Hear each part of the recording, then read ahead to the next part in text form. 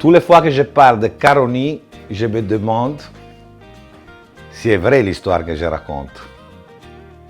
Je suis encore aujourd'hui surpris de la découverte que j'ai faite avec Freddy et Urs, le jour que je suis arrivé, c'était le 9 décembre 2004, quand je suis arrivé à la Caroni, qui était fermée avec la grande colonne qui ressemblait à la tour de Pise.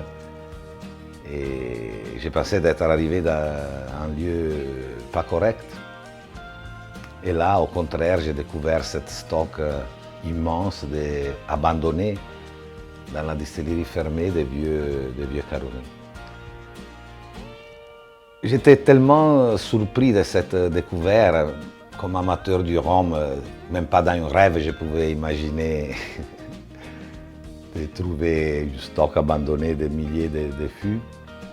Mais quand sont arrivés les échantillons, j'ai encore ici, regardez, sont arrivés dans cette petite bouteille en plastique. Ça a été le Heavy 1993 à 70,1%.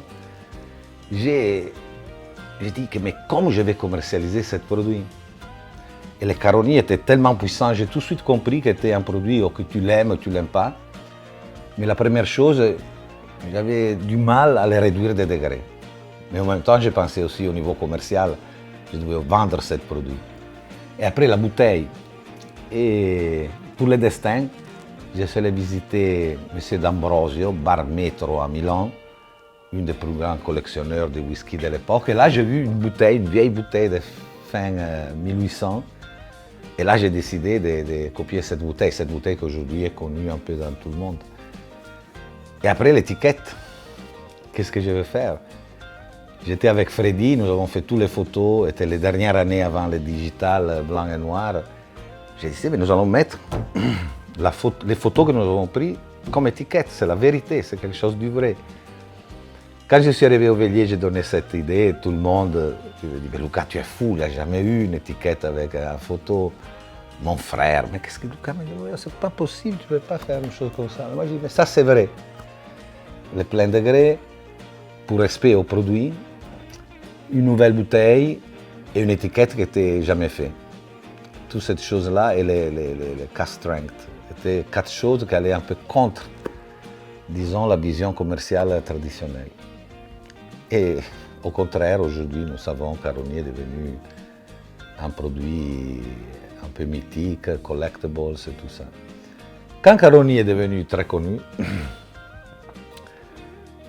j'ai commencé à penser, mais qu'est-ce que nous savons de Caroni? Moi, je ne sais rien. Et c'est là que j'ai eu l'idée, je pense dans les 2016 ou 2017, je parle avec Freddy Marcarini, le photographe qui avait fait les photos, qui malheureusement est mort l'année passée, et j'ai dit, mais il faudrait retrouver les Caroni Employees.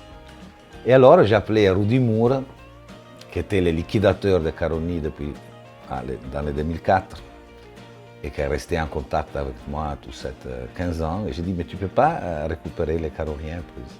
Et c'est comme ça que lui a récupéré 16 Caroni Employees. Et après, j'ai envoyé Freddy à faire les photos.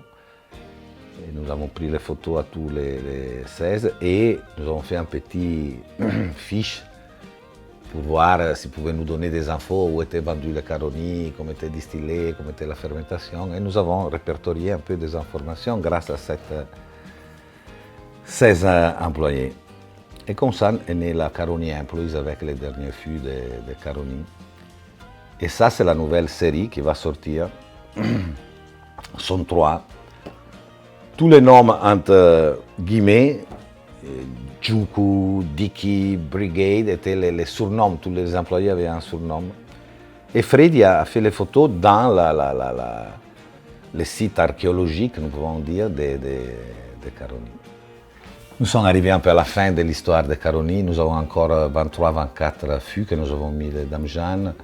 Je pense qu'il y a encore une série de Caroni Employees et après Caroni sera qu'un souvenir qui resterait dans moi tatoué pour toute ma vie.